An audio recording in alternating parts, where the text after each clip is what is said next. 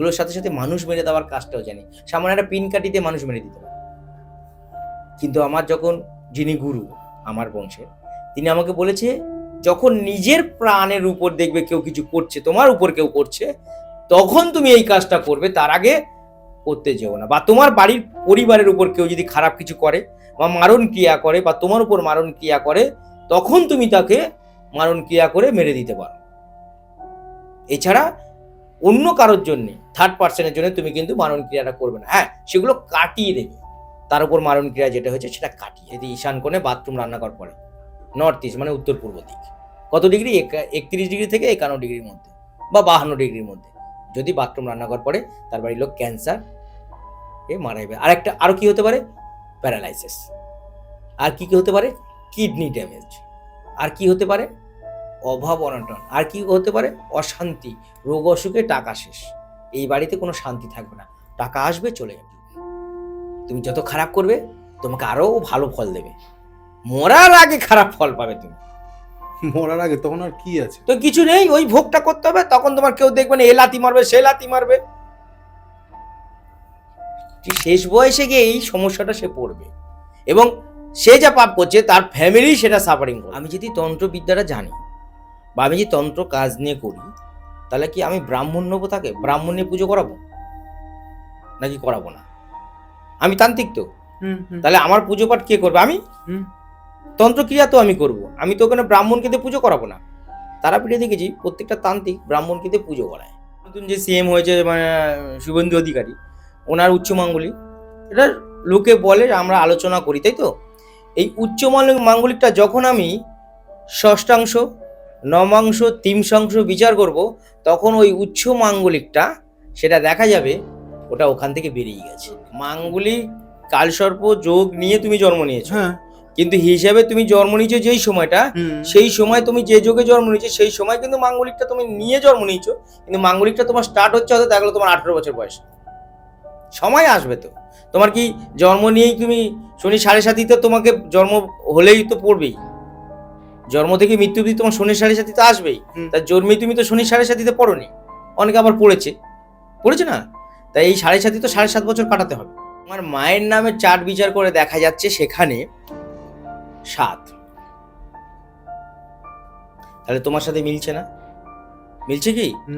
তোমার বাবার 6, তোমার মার 7 আর তোমার 4, তাহলে তোমার সাথে মিলটা কার বেশি হবে? 4 আর 7। মায়ের সাথে, বাবার সাথে তোমার সম্পর্ক খারাপ হয়ে যাবে, এবং দেখা যাবে ওখান থেকে ওই চার্ট বিচার করে দেখা যাবে তোমার বাবার কিন্তু তোমার চার্টের জন্য মানে অ্যাক্সিডেন্ট হতো। কৌশিক, দেখো তুমি কিন্তু একা একা হট করে কিন্তু উপর থেকে টপকে পড়োনি না। তোর বাবা মার নাম নিয়ে কি হবে? কারণ তোমার ব্লাড টেস্ট করলে তোমার বাবারই ব্লাড বেরোবে, অন্য কারোর বেরোবে না। আর এবং তোমার মায়ের সাথে তোমার নারী, যখন তুমি হয়েছো তার সাথে নারীর একটা যোগ ছিল, সেটাকে কিন্তু কাটা হয়েছে।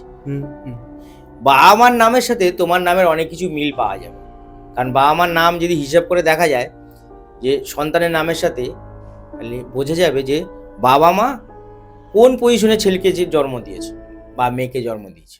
তো নমস্কার বন্ধুরা, কেকে পডকাস্টে আবার স্বাগত জানাই। আজকে কি বিষয়ে কথা হবে তাই জন্য তো ক্লিক করেছেন। আজকে আমাদের গেস্ট যিনি আছেন দীপক শাস্ত্রী, দীপক স্যার, তিনি আজকে আমাদেরকে বলবে, না ছোট করে একটু বলে দিই, আপনাদের সূচিপত্র না দিলে আপনাদের দেখতে সেই ইন্টারেস্টটা পাবেন না।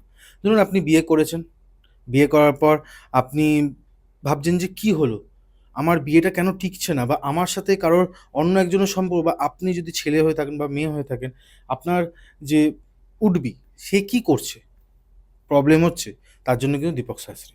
এবার ধরুন আপনি গিয়ে দেখলেন যে এই প্রবলেমগুলো আছে, আপনার মাঙ্গলিক আছে বা কালসর্প দোষ আছে, দোষ না যোগ সেটা তো আপনাদের বা দীপক শাস্ত্রী স্যার বলে দেবে আপনাকে। কিন্তু তারপর ধরুন বাড়ি কিনতে চাইছেন, দুজন মিলে একসাথে থাকবেন, সে বাস্তুরা কতটা ঠিক, সেই বাস্তুতে কি লাগালে, দেখুন আজকালকার দিনে টাকা ছাড়া আমরা কিচ্ছু চিনি না, এবং টাকাটাই কিন্তু আমাদের কোনো না কোনো জায়গা থেকে আমাদের দরকার, তাই না?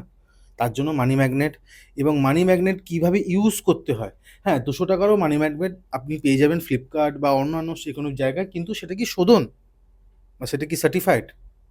তার জন্য আজকে এই পডকাস্ট। এবং শেষে কি বলবো, মানে বাস্তুতে কত রকমের মানুষ হিংসার দ্বারা একটা ঘটনা স্যার আমাদের সাথে শেয়ার করেছেন, সেটা দেখবেন। এবং পুরো পডকাস্টটা কিন্তু এঙ্গেজিং, মাঝখান দিয়ে আপনার কোনোভাবে হারিয়ে যাবেন না যে কী বলছে, কী হচ্ছে, এইসব না, একদমই না। বেশি দীর্ঘায়িত করবো না। স্যারের নাম্বার কিন্তু যেখানে আমার কথা বলা শেষ হবে সেখান থেকে স্যারের নাম্বার স্টার্ট হচ্ছে বাঁদিকে তার নিচেই। যেভাবে স্যার আমাদের সাথে কন্ট্যাক্ট করেছে আপনি জানেন, যে নাম্বারটা ব্লিঙ্ক করছে সেই নাম্বারে আপনাদের এখানে এসেন সারা বিশ্বের বাঙালির কাছে ভালো তথ্য বা ধরুন কোনো প্রমোশনাল কাজ বা কোনো রকম স্পিরিচুয়াল গাইডেন্স চাইছেন, তার জন্যও কন্ট্যাক্ট করতে পারেন আর ডাইরেক্ট স্যারের কাছে।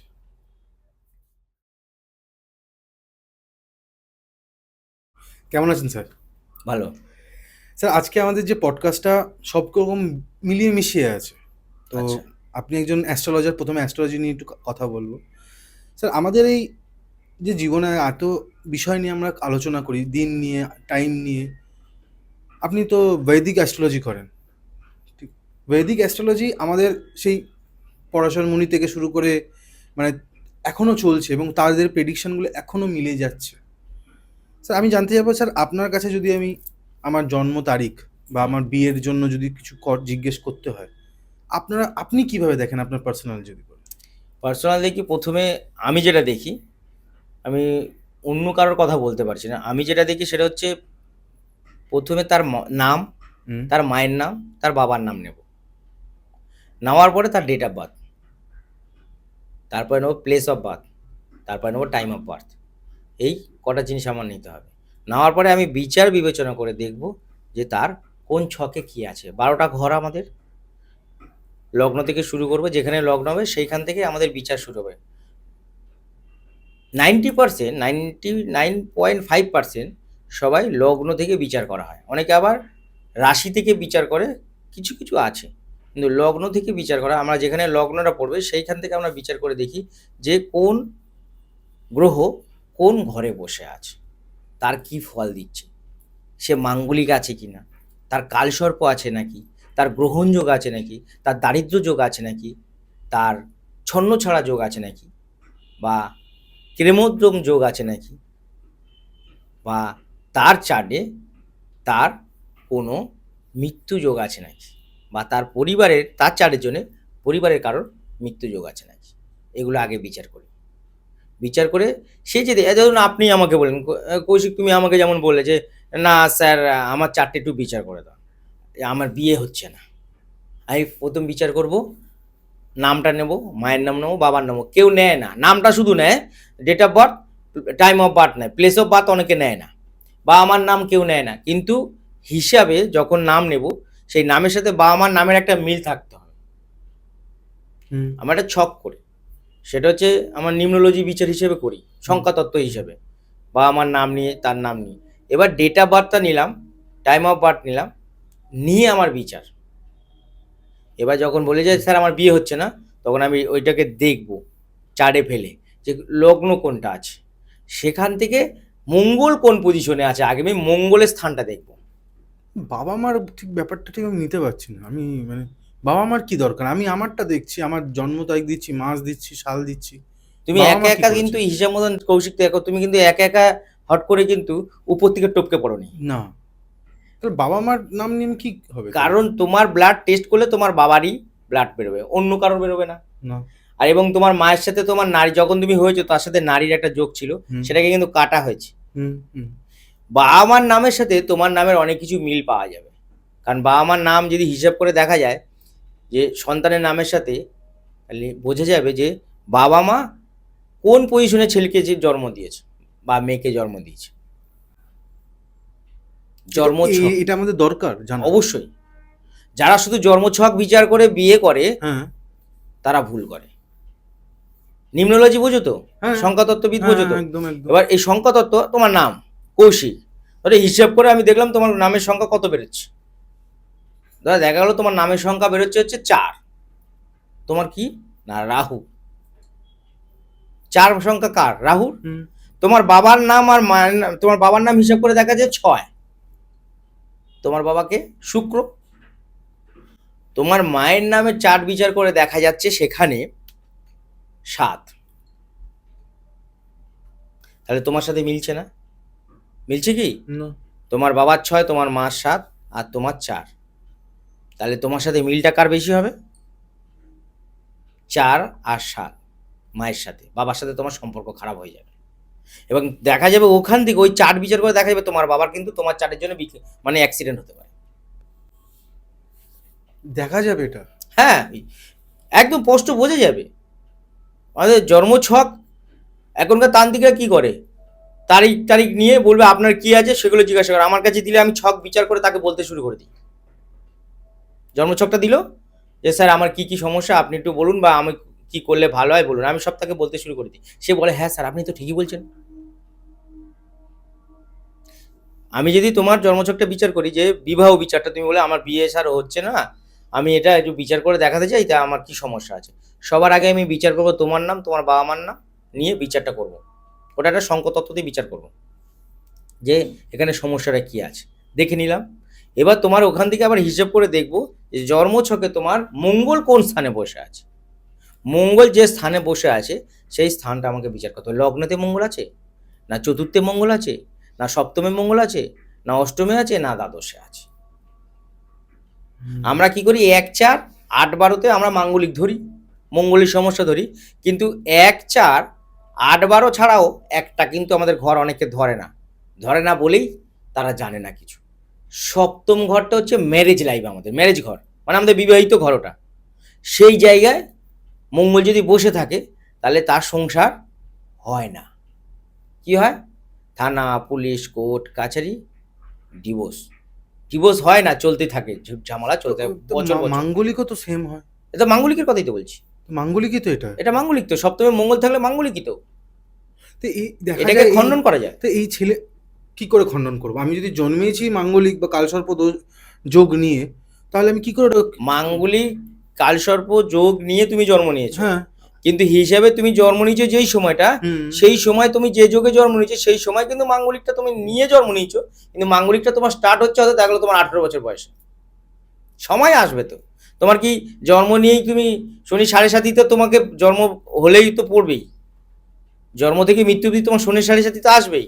তার জন্মেই তুমি তো শনি 7.5 পড়োনি, অনেকে আবার পড়েছে না, তাই এই 7.5 তো 7.5 বছর কাটাতে হবে। তাহলে তুমি বলতে পারো না যে জন্ম নিয়ে জন্মকালই নিয়ে আমার সব কিছু গ্রহ নিয়েই আমি জন্ম নিয়েছি, মাঙ্গলিক নিয়ে, কালসর্প নিয়ে, বিষ যোগ নিয়ে, দারিদ্র যোগ নিয়ে নিয়েছি। তার মধ্যে তোমার কোন যোগটা আছে, এবার ওই যোগটা কোন সময় থেকে শুরু হচ্ছে এটাই জ্যোতিষরা জানে না, তোমার ওই সময়টা কোন সময় শুরু হচ্ছে। তোমার ধরো 32 বছর বয়স হয়ে গেছে, তোমার বিয়ে হচ্ছে না, তুমি আমার কাছে এসছো, আমি বিচার করে দেখবো তোমার মঙ্গলটা কোন পজিশনে আছে। ম্যারেজ লাইফ ঘর দেখবো, কোন না সপ্তম ঘর দেখবো। সপ্তম ঘরে দেখবো মঙ্গল বদ আছে নাকি, মানে মঙ্গল কোনো খারাপ গ্রহের সাথে বসে আছে নাকি। সপ্তম ঘরে যদি মঙ্গল আর শনি বসে থাকে তাহলে তোমার বিবাহ জায়গা কম, বা মঙ্গল বৃহস্পতি বসে আছে তাহলে তোমার বিবাহ হবে না, কারণ বিবাহ বিলম্ব হবে। এবার অনেকে বলে স্যার আমি তো জন্ম থেকেই তো এগুলো নিয়েই জন্মেছি, এটাকে খণ্ডন করা যায় বা কাটানো যায়। তুমি জন্ম থেকেই তো অ্যাপেন্ডিক্স সবার আছে, তোমার আছে, আমার আছে, সবার আছে, কিন্তু অ্যাপেন্ডিক্স যখন বড় হয়ে যায় তখন কি বলে? অ্যাপেন্ডিসাইট, মানে ওটাকে এবার বাদ দাও, সাইট বলে না। অ্যাপেন্ডিক্স তোমার আমার সবার আছে, কিন্তু ওটা যখন বড় হয়ে যাবে, বা ওটা যখন তেল মশলা বা আমরা খেয়ে ওটাকে বড় করে দেবো, তখন বলে অ্যাপেন্ডিসাইট, মানে এটাকে আর রাখা যাচ্ছে না। তাহলে জন্মগত তখন তোমার লগ্ন, মানে লগ্ন থেকে তুমি যা বিচার করে গ্রহ তোমার পড়েছে, সেখান থেকে যদি কোনোটা খারাপ হয় তাহলে সেটাকে কী করতে হবে? অ্যাপেন্ডিসাইডের মতন বাদ দিতে হবে। তাহলে বাদ দেওয়ারও জায়গা আছে। অ্যাপেন্ডিসাইড কে বাদ দেয়? ডক্টর। আর তোমার হচ্ছে যদি গ্রহের সমস্যা হয় কে বাদ দেবে? তাহলে তুমি তো নিজেই প্রশ্নের অ্যান্সার করে দিলে। তাহলে বুঝতে হবে আমাদের জন্মছক মানে সঠিক, একদম সঠিক বিচার যদি করা হয়, তোমরা একদম প্রপার বলে দেওয়া হবে কি জন্য তোমরা। যদি শনি আর মঙ্গল বসে থাকে সপ্তমে, বা বৃহস্পতি মঙ্গল বসে থাকে, আর যদি রাহু আর মঙ্গল বসে থাকে, বা কেতু মঙ্গল বসে থাকে, তাহলে তোমার বিবাহ বিলম্ব হবে। স্যার একটা কথা বলি, হ্যাঁ, মাঙ্গলিক, উচ্চ মাঙ্গলিক যদি দেখা যায়, আমি শুনেছি সিএম যিনি আছেন শুভেন্দু অধিকারী, উনি নাকি উচ্চ মাঙ্গলিক। আবার যদি আমাদের কিংবদন্তি ক্রিকেট অফ গড বলা হয় সচিন তেন্ডুলকারকে, ওনার ছিল কালসর্প যোগ ছিল। স্যার দেখুন, কোনো না কোনোভাবে এরা দুজন কিন্তু জীবনে সাকসেসফুল এই দুটো জিনিস নিয়ে, ঠিক আছে? তো স্যার আপনার মনে হয় না যে মাঙ্গলিক অনেক সময় মানুষকে একটা তেজস্ক্রিয় একটা পাওয়ার দেয়, যাতে আমি একটা জিনিস মাথায় রেখে কোনো কাজ করতে পারি, বা কালসর্প যোগ রেখে যদি শরীরে আরও এগোতে পারি, বা ওই জোরটা আমাকে দিচ্ছে, তুমি ওখানে পুশ করছে যে ক্রিয়াটা আমি করতে চাইছি, আপনার মনে হয় না? হ্যাঁ, যে কথাটা বলেছো খুব ভালো কথা, এটা অনেকে জানা উচিত। কারণ আমাদের নতুন যে সিএম হয়েছে মানে শুভেন্দু অধিকারী, ওনার উচ্চমাঙ্গলিক, এটা লোকে বলে, আমরা আলোচনা করি, তাই তো? এই মাঙ্গলিকটা যখন আমি ষষ্ঠাংশ, নবাংশ, তিনশাংশ বিচার করব, তখন ওই উচ্চ মাঙ্গলিকটা সেটা দেখা যাবে ওটা ওখান থেকে বেরিয়ে গেছে। হয় উচ্চ মাঙ্গলিক আমি কোথায় ধরবো?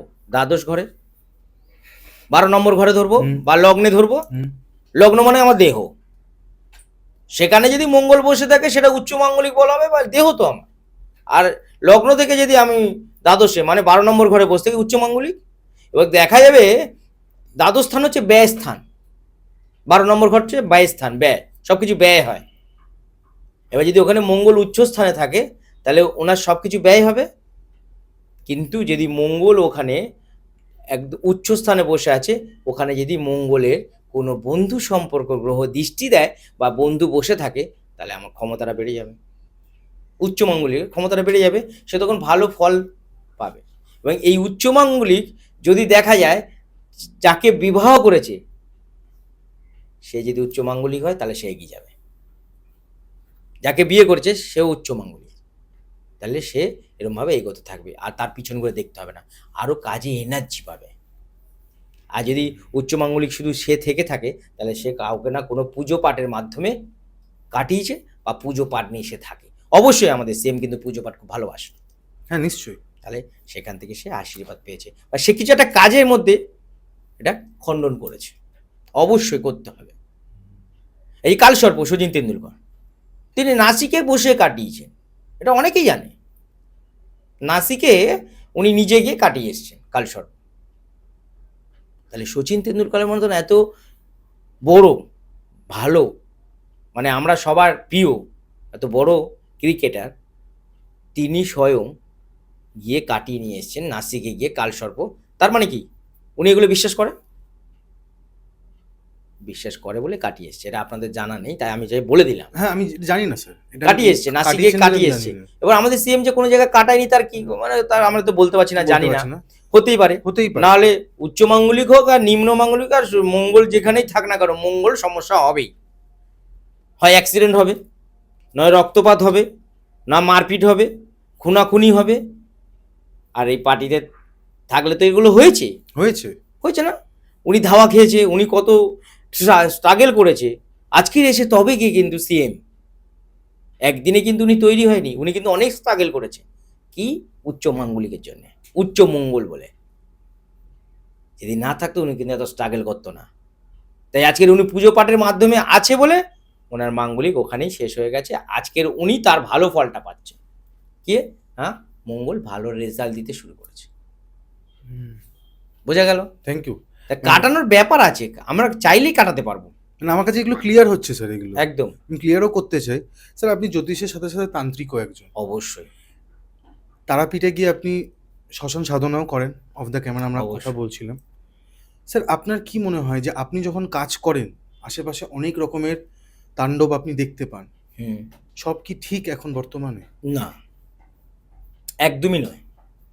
আমি তারাপীঠে যখন যজ্ঞ করি, আশেপাশে যারা আছে তাদের যজ্ঞ দেখে আমি ভাবি যে তারা কোথা থেকে কাজ শিখেছে, এটা কি ধরনের বিদ্যা, তারা জানে, আমার জানা নেই।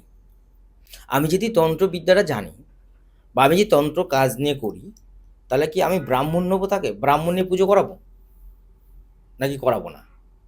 আমি তান্ত্রিক তো, তাহলে আমার পুজো পাঠ কে করবে? আমি। তন্ত্রক্রিয়া তো আমি করব, আমি তো ওখানে ব্রাহ্মণকে দিয়ে পুজো করাবো না।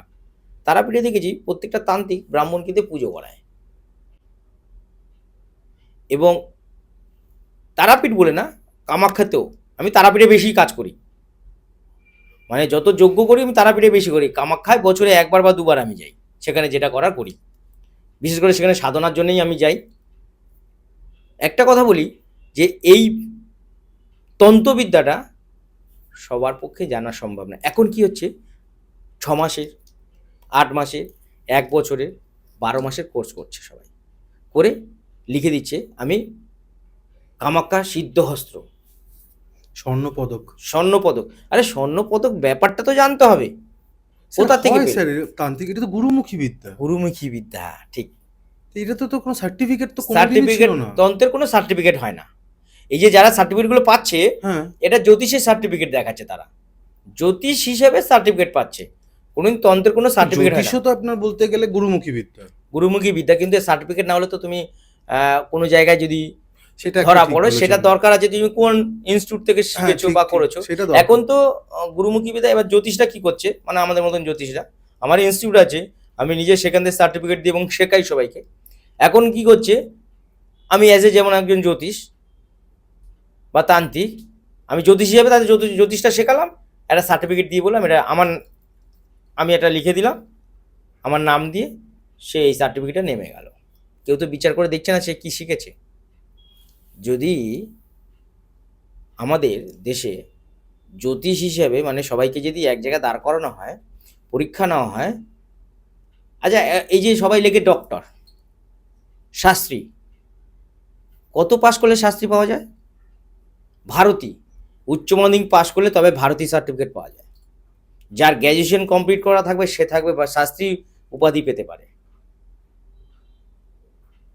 যে মাস্টার ডিগ্রি করবে বা কোনো কিছু নিয়ে একটা ডক্টরেট করবে তাকেই ডক্টর বলা হবে। আচার্য, আরে আচার্য 9 ফেল, তাকে সে লিখে দিচ্ছে আমি অমুক আচার্য। আরে আচার্য তুমি কোথা থেকে হলে ভাই? আচার্য মানে বোঝে কত পড়াশোনা করে আচার্য হতে হয়। কেউ ডক্টর লিখে দিচ্ছে, কেউ আচার্য লিখে দিচ্ছে, 9 পাস, 8 পাস। যদি কোনো সময় আমাদের সরকার মনে করে যে এত জ্যোতিষ আছে, তারা যে এই যে সার্টিফিকেটগুলো পেয়েছে বা তারা যে জ্যোতিষ, তাদেরকে আমরা পরীক্ষা নিয়ে তারা কত অবধি পাস করেছে তাদেরকে আমরা সার্টিফিকেট দেবো, তাহলে 99.5% সব বাদ চলে যাবে। তারা আর কেউ জ্যোতিষী করে খেতে পারবে না, চিটিংবাজি করে খেতে পারবে না, সব চিটিংবাজ শেষ হয়ে যাবে। আমি মাস্টার ডিগ্রি করা, আমি শাস্ত্রী উপাধি আছে আমার, আমি ডক্টরেট করতে পারি, আমি আচার্য নিতে পারি, আমার ইনস্টিটিউট থেকে তো আমি করে নিতে পারি। হ্যাঁ, হ্যাঁ, মানে নিজের ইনস্টিটিউট থেকে বের করে নিতে বের করে নিতে পারি। কিন্তু লাভটা কি? যদি কোনো সময় সরকার মনে করে যে এতগুলো জ্যোতিষ আছে, এদের কোথা থেকে এই সার্টিফিকেটগুলো পেলো, এই সার্টিফিকেট প্রযোজ্য কিনা, আর এনার পড়াশোনা কত দূর, তাহলে 99.5% জ্যোতিষ সেখানে টোটাল বাদ চলে যাবে, একটাও থাকবে না। দীপক শাস্ত্রী মার্কেটে থাকবে, কারণ দীপক শাস্ত্রীর পড়াশোনাটা মাস্টার ডিগ্রি পর্যন্ত আছে, এবং যার নলেজ আছে, আশা করি অনেকের নলেজ নেই। তন্ত্রটা আমি তারাপীঠে বলছি, তন্ত্র নিয়ে কথা হচ্ছিল। এই তন্ত্রটা যখন তারা তারাপীঠে যজ্ঞ করায়, কাউকে পাশে বসিয়ে সংকল্প করায় না, নিজে বিড়বিড় করে, এটা মুখ নাড়ায়, কারণ সে কিছু জানে না। জানলে তো সে যদি মন্ত্রটা বলে, আমি কথার কথা ওম হিং ক্লিং স্রাং ক্রাং হুং ফট সহা, এটা তো মন্ত্র একটা, সে মন্ত্র তো জানে না। বলতে গেলে তো যে যিনি বসে আছেন দেখা গেল যিনি ব্রাহ্মণ, সে ধরে ফেলবে যে কি ধরনের তুমি মন্ত্র বলছো, এটা কোনো দিন তো হয় না। তার জন্য ধুনো হাতে দিয়ে বলে যজ্ঞর মধ্যে আপনি ইয়ে করুন, আমি আপনার নিয়ে পুজো পাঠ করছি, একটু ফুল টুল নিয়ে হাতে উনি বিড়বিড় করছে, কি বলছে জানে না। আর যে করছে সেও জানে না যে উনি কি বলছে। হ্যাঁ বাবা মন্ত্র বলছে, আমার কাজ হবেই, বাবা হুমফট সহা করে দেবে। সত্যি কথা, বাস্তব, এগুলোই চলছে তারাপীঠে একদম। ধুনোনে শুধু ধুনোই মেরে যাচ্ছে যজ্ঞর মধ্যে, ধুনো মারছে, বাবার জয় বাবার জয়। আরে ওখানে তারা মা আছে, তারা মার জয় বল, বাবার জয় করার কি দরকার আছে? বাবাটা জন্মালো কোত্থেকে? বাবার জয় দিচ্ছে, মায়ের জয় করছে না। বাবার গলায় মোটা মালা, মার ফটোর মধ্যে সরু একটা ফিনফিনে মালা, বুঝেছো তার কত বড় বাবা? মায়ের থেকে হয়ে গেছে বাবা বড়। যে তান্ত্রিক ওখানে যজ্ঞ করছে তার গলায় মোটা ধরনের মালা, আর মার একটা সরু ফিনফিনে জবার মালা। তুমি আমার যজ্ঞ চলো, মার মালাতে একদম ফটোর উপরে মালা ভরে যায়। আমার গলায় হয়তো কেউ ভালোবেসে একটা মালা দিল বা দিলই না, যিনি কাজ পেয়েছেন তিনি এসে একটা মালা আমাকে দেয় যে গলা আপনাকে পরাবো, আমি তো আর না করতে পারি না। আপনার মনে হয় না যে এই ধরনের লোকগুলো একদিন মানে না খেতে পেয়ে মরে যাবে, বা কেউ দেখবে না এদেরকে? এটা কলিযুগ, তুমি যত খারাপ করবে তোমাকে আরো ভালো ফল দেবে, মরার আগে খারাপ ফল পাবে তুমি। মরার আগে তখন আর কি আছে? তো কিছু নেই, ওই ভোগটা করতে হবে, তখন তোমার কেউ দেখবে না, এ লাথি মারবে সে লাথি মারবে, শেষ বয়সে গিয়ে এই সমস্যাটা সে পড়বে। এবং সে যা পাপ করছে তার ফ্যামিলি সেটা সাফারিং করবে। এইটাই কলিযুগের এই নিয়ম। এই নিয়ম। ও যে কাজ করছে ওই কিন্তু ওর বাড়ি ফ্যামিলি বিপদে পড়বে। ও যাকে ঠকাচ্ছে ওর বাড়ির কাউকে না কাউকে অন্য কেউ ঠকাবে। আর ওরা যেই সময় ঠকবে সেই সময় পিছন করে দেখবে কিচ্ছু নাই, পিছন করবে দেখবে কিচ্ছু নাই, সব শেষ। যা ইনকাম করা করেছিল সেটাও চলে গেছে। কোনো ফ্রড কোম্পানি বা কেউ ওর সব টাকা শেষ করে দেবে। হচ্ছেও তাই। বা বাড়ির কারোর রোগ হবে, সেই টাকা সেখানে শেষ হয়ে যাবে। তুমি জানো না তারাপীঠে যজ্ঞ করে যখন, আমার তখন দেখে আমার খারাপ লাগে। তারা যজ্ঞটা জ্বালালো, যজ্ঞর মধ্যে বেলপাতা তুলসী পাতা হাতে বা ফুল দিয়ে যজ্ঞর মধ্যে ফেলে দিতে বললো, কোনো সংকল্প করালো না। কেউ এসছে মাঙ্গলিকের জন্য, কেউ বশীকরণ, কেউ বিচ্ছেদ, কেউ মারণ, কেউ উচ্চটান, কেউ কালসর্প, কেউ দারিদ্র যোগ, কেউ ছন্নছাড়া যোগ, কেউ বাড়ির অশান্তি, ছেলে মেয়ে পড়াশোনা করছে না, স্বামী স্ত্রীর সম্পর্ক খারাপ, ডিভোর্স হয়ে যাচ্ছে, এই নিয়ে অনেকে এসছে প্রচুর। হ্যাঁ, প্রত্যেকে তো আলাদা আলাদা সংকল্প আছে। তোমার নাম আর আমার নাম তো এক না, তোমার গোত্র আমার গোত্রটা এক না, তোমার বাবা আমার বাবা তো এক নয়, আলাদা তো সব। তাহলে তোমার নাম, তোমার বাবা আমার নাম, তোমার গোত্র নিয়ে তোমার সংকল্প করাবো?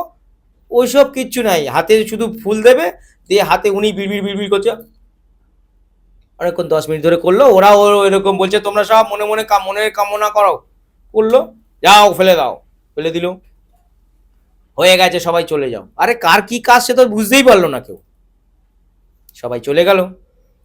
যখন বাবাকে বলছে বাবা আপনি আমাকে চিনতে পারছেন, কে তুই? কিন্তু উনি দিয়েছে 2 লাখ টাকা।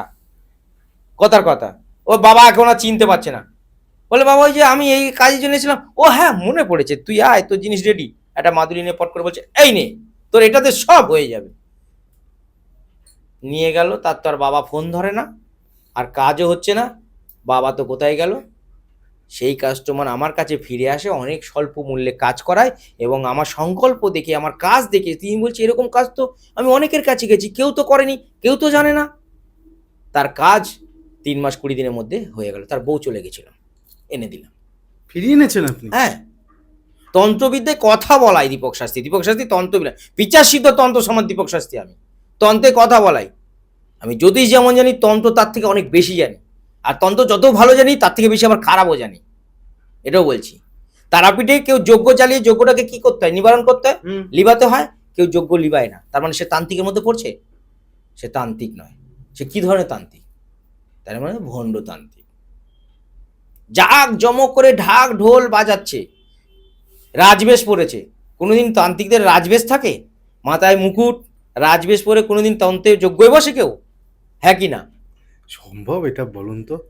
কেউ বসে? একটা শক্তিপীঠে যে মায়ের আন্ডারে আমরা, মানে মায়ের তুচ্ছ নোকেরও সমান কিনা আমি জানি না, মানে তার থেকেও নিজেকে বিশাল বড় ভেবে ফেলে। হ্যাঁ, এবং কথাটা হচ্ছে রাজবেশ পড়েছে, প্লাস লাইট জ্বালিয়ে সে যজ্ঞ করছে। কোনোদিন শ্মশানে আমরা অন্ধকারে যজ্ঞ করব, আমরা কেন লাইট জ্বালাবো? লোকে তাদেরকেই খাচ্ছে, তাদের কাছেই যাচ্ছে।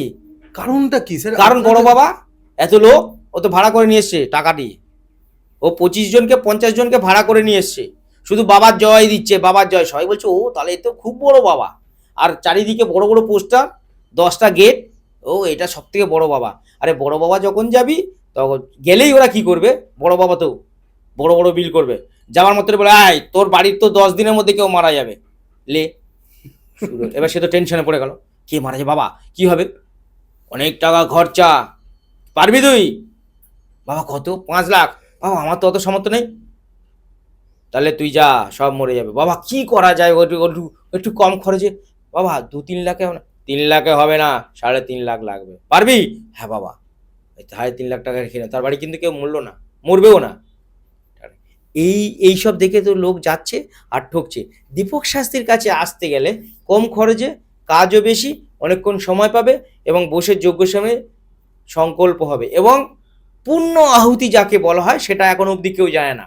মানে যজ্ঞ শেষ হয়ে গেলে আমি এবং আমার সাথে যারা সাঙ্গপাঙ্গ থাকবে তাদেরকে নিয়ে একটা পূর্ণ আহুতি করতে হয়। পূর্ণ আহুতি না করলে যজ্ঞ সম্পূর্ণ হয় না। পূর্ণ আহুতি কেউ করে না, এবং জল দিয়ে কেউ নিবারণ করে না। আমি পূর্ণ আহুতি করি, জল দিয়ে নিবারণ করি। জল দিয়ে নিবারণ করার সময় একটু ঢাকটা বাজানো হয়, আর জল দিয়ে নিবারণ করি, তবেই আমি আসি। নাতে ব্রহ্মদেব তো শান্ত হবে না, জ্বলতে থাকলে তো কারোর তো কাজই হবে না। তো এইভাবে তারাপীঠে কেন সব জায়গায় সব এরকম ভণ্ডতান্ত্রিকে ঘুরে বেড়াচ্ছে, শুধু তারা নাম করছে বড় বাবা হিসাবে। কেন? তারা দেখাচ্ছে আমি বড় বাবা। অনেক লোক জটিয়ে নিয়ে এসছে না, বড় তিলক, এতগুলো মালা, রাজবেশ পরে আছি, বড় বড় কথা বলছি। তাদের কমেন্ট বক্সে গিয়ে তুমি দেখো কত খারাপ কথা লেখা, আর আমার কমেন্ট বক্সে গিয়ে তুমি দেখো আমার কি লেখা। আমি যেটা কাজ করি সঠিক। এবার তন্ত্র তো আমরা বংশ পরম্পরায় যেটা করব সেটাই কাজ হবে। যারা আমার কাছে এসে তারা ফেরেনি এখন অবধি, তারা প্রত্যেকে কাজ পেয়েছে। স্যার আপনার বাবা তা আমার দাদু, একদম টোটাল আমাদের একদম বংশ পরম্পরায় আমরা এই যে তান্ত্রিক।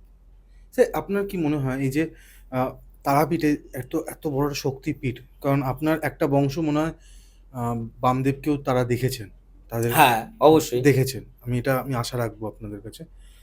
আর সেই সময় এই তন্ত্রবিদ্যাটাকে কি মানুষ এই জন্য শিখেছিল যে মানুষের কাছ দিয়ে যে এখন ধন সম্পত্তি টানার জন্য বা এরকম ভাবে মানুষকে ঠকানোর জন্য কি মানুষ যারা তন্ত্র তন্ত্রবিদ্যা জানায় কিন্তু তারা ধন সম্পত্তি টানে না, তাহলে কি চায় তারা? তারা কিছুই চায় না। তারা তারা কাজ করে তাদের তো দেবে এমনি। পাবে না খুঁজে তুমি, তারা কম রেয়ার, আমার মতন রেয়ার। তারা তারা তো সবার সামনে আসে না ফট করে। যারা ধন সম্পত্তি লুটে নিচ্ছে তারা তান্ত্রিক নত, তারা তন্ত্রের তো জানে না। তান্ত্রিক কাকে বলে বা তন্ত্র কাকে বলে তারা তো জানেই না। তারা শুধু লুটে খাচ্ছে, তারা মুখোশধারী যে আমি উমুক বাবা সিদ্ধ হস্ত্র। আরে একজনের বয়স 19, সে বলছে আমি 32 বছর ধরে সাধনা করি, বয়স কিন্তু 19।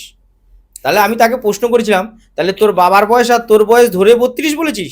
বলছে কেন, আমি তোর বয়স 19, তুই 32 বছর ধরে সাধনা করলি কি করে, আগের জন্মের সাধনা? সে আর কিছু বলতে পারছে না। লোকে এগুলো বোঝে না। এই যে তান্ত্রিক যারা, তারা সবার সামনে আসবে না বা এত ডিমান্ড করবে না। অনেকে আমাকে প্রশ্ন করে, আমি যখন টিপস দিই অনেকে আমাকে প্রশ্ন করে যে আপনি তাহলে বড়লোক হচ্ছেন না কেন, আপনি তাহলে এগুলো করছেন না কেন, আপনি বড়লোক। আর লোকে বোঝে না, আমার হাত দেখলে বোঝে না আমি কি, আমার আঙুল দেখলে বোঝে না যে আমি বড় লোক না গরিব না ভিখারি। আরে আমার যা আছে অনেক আছে, আমার বংশের লোক আমাকে অনেক রেখে গেছে। আমি সামান্য কিছু নিয়ে যেটুকুনি ইনকাম করি অনেকের থেকে অনেক বেশি আছে। অনেকে প্রশ্ন করে, মানে সে কিন্তু যে প্রশ্ন করছে সে কিন্তু কোনো জ্যোতিষ, মানে তার গায়ে লেগে গেছে কথাটা আমি যেটা বলছি, সে টিপসটা দিতে পারছে না। না, সে ফেল ফেলিওর হয়ে গেছে, সে ওর জন্য লিখছে যে তাহলে তুই কেন বড়লোক হচ্ছিস না, আপনি কেন বড়লোক হচ্ছেন না, লটারি টিপস দিলে আপনি কেন লটারি কাটছেন না। কোনোদিন দেখেছো সাধু সন্ন্যাসীকে লটারি কাটতে, বা সাধু সন্ন্যাসী বড়লোক কোটিপতি? সাধু সন্ন্যাসী রাস্তাঘাটে পড়ে থাকে, কিন্তু কারোর বিপদ হলে বা কেউ আসলে তুই এই কাজ কর তুই কোটিপতি হবি, তাই না? হ্যাঁ, কিন্তু ওই সাধু কি কোটিপতি হলো? সাধু তো যেখানে আছে সেইখানেই আছে, সে যা দেবে, যে ফল দিল মূল দিল সেটাই খাবে, কিন্তু সাধু তো কোটিপতি হলো না। কেন হলো না? সাধুর কাজ সাধু করা, সে ঘুরে বেড়ানো ভব ঘুরে। তুমি সংসার জীবন করছো, তাই তোমাকে বলে তুমি এটা করলে তুমি ভালো বড় লোক হবে, তার জন্য তোমাকে দিয়েছে। তা দীপক শাস্ত্রী যেটা টিপসটা দিচ্ছে তোমার হচ্ছে না, তুমি সেখান থেকে বড় লোক হও। দীপক শাস্ত্রীর কি আছে, সাধুর মতন সে তো ঘুরেই বেড়াবে, সাধুর মতন তো তোমাকে বলেই দেবে নাকি? তা অনেকে এই প্রশ্নগুলো আমার কাছে রাখে, আমি যা দিই টিপসে তাতে অনেক কাজ। স্যার একটা কথা আমি জানবো, আপনি তন্ত্রবিদ্যা এত খুব সুন্দর করে কয়েকজনকে আপনি দিয়েছেন ধরে একেবারে, কিন্তু এখানে আপনি বলেওছেন যে অনেকে মারণ উচাটন এবং এরকম মানে বলতে গেলে সৎকর্ম যেগুলো হয়, অসৎ কর্ম মানে মানে সৎকর্ম হ্যাঁ। অসৎ সৎকর্ম হয় এগুলোতে। তো আপনি কি সব রকম কাজ করেন, মানে মারণ ক্রিয়া করেন কারোর প্রতি? যদি কেউ এসে বললো, আমি বললাম স্যার আপনি আমাকে একটা জনকে মারতে হবে, আপনি মারণ ক্রিয়া কি করে দেবেন আমার জন্য? কৌশিক তোমার প্রশ্নটা খুব ভালো। ব্যাপারটা হচ্ছে সবাই দেখছে, সেখানে আমার নাম্বারও পেয়ে যাবে। আমি ভালো কাজ করি, খারাপ করি না। কেউ যদি আমার খারাপ করে তার পিছনে কাছাটুকি থাকে না। মানে যদি কোনোদিন আমার কেউ খারাপ করতে চায়, তো আমি কি ধরনের তান্ত্রিক সে বুঝে যাবে। প্যারালাইসিসের মতন হয়ে মারা যেতে পারে লাস্টে, বা হঠাৎ মারা যেতে পারে। আমার পিছনে লাগলে, আমি 4-এর সংখ্যার লোক, আমার জন্ম তারিখ হচ্ছে 4 রাহু, আমার পিছনে যে লাগবে সে এমনিই মারা যাবে, যে এমনিই শেষ হয়ে যাবে। কিন্তু আমি কোনো খারাপ কাজ করি না। মারণ উচ্চটান বা বানবিদ্যা এগুলো আমি কিন্তু করি না। আমি কিন্তু বান জানি না তা না, বান প্রচুর রকমের বিদ্যা আছে, আমি সেগুলো তোমার সাথে আলোচনা করব। একটা বটকাসে তো সব সম্ভব না, সম্ভবই না। সব আস্তে আস্তে করব। এই যে মারণ উচ্চটান, তারপরে হয়তো কাউকে হয়তো বিঘ্নগত করে দেওয়া, প্যারালাইসিস করে দেওয়া, কাউকে বান মেরে দেওয়া, মানে ক্ষতি করার কাজ, এগুলো আমি চুটকি দিয়ে কাটাই। আর যে করেছে কাউকে দিয়ে, যে করেছে তারও ক্ষতি হবে, আর যাকে দিয়ে করেছে তারও ক্ষতি হবে। আমি কাজটাকে এরমভাবে করি, সেই জন্য ভবিষ্যতে ভুলেও তার উপর আর কেন খারাপ কাজটা না করে। ধরো তোমার উপর বানবিদ্যা মেরেছে, আমি বানবিদ্যাটা তোমাকে কাটাবো এবং এই বানবিদ্যাটা কাটিয়ে ঘুরিয়ে দেবো। তুমি ধরো আজকে বানবিদ্যাটা এনাকে দিয়ে করিস, এখন থার্ড পার্সনকে দিয়ে করিস, ওই বান যেই বানটা আমি ঘুরিয়ে দেবো প্রথম গিয়ে তোমার উপর পড়বে, তোমার থেকে গিয়ে তার উপর পড়বে, থার্ড পার্সন মানে যিনি করেছে। তুমি তাহলে ভবিষ্যতে বুঝতে পারবে আমি একজনের ক্ষতি করেছিলাম বলে আমার ক্ষতি হলো, আর যে তান্ত্রিক করেছে সে বললো যে সে তার কাছে এবার কেউ গেলে বলে না আমি এই কাজ আর করবো না। এইরকম আমি শিক্ষা দিই, এরকম শিক্ষা দিয়ে দিই, কিন্তু আমি কোনো খারাপ কাজ করি না। মানে কেউ যদি আমার কাছে আসে যে স্যার ওকে বান মেরে দিতে হবে, আরে তুই ক টাকা দিবি একজনের মানুষের জীবন, একজনের জীবন তুই দিতে পারবি না, একজনের জীবন নিয়ে নিবি? আমার কাছে প্রচুর আসে, এমনকি 50 লাখ 1 কোটি টাকা অবধি আমাকে অফার করেছে যে স্যার আপনি বান মেরে দিন, আমি আপনাকে এত টাকা দেবো। তাড়িয়ে দেওয়া হয়েছে, কারণ আমি টাকা ইনকামের জন্য এখানে শুধু বসিনি, আমি জনকল্যাণ মানব কল্যাণের জন্য বসছি। আমি সনাতনী, সনাতনী ধর্মে তো আমার, তা আমি মানব কল্যাণ করব। আমি কাউকে মারবো কেন? আমি কাউকে জন্ম দিতে পারি, আমি একটা পিঁপড়েকেও মারতে পারি না। পারি কি? আমাদের পিঁপড়ে মরে কি করে? ভুল ভ্রান্তি পায়ের তলায় পড়ে মরে যায় নাকি? কিন্তু আমরা ইচ্ছাগত মারি না, মারি না।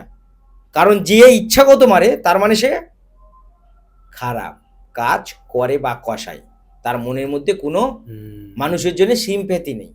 যে মারণ কাজ করতে আসে সেও খারাপ, আর যে মারণ কাজ করে দিচ্ছে সেও খারাপ।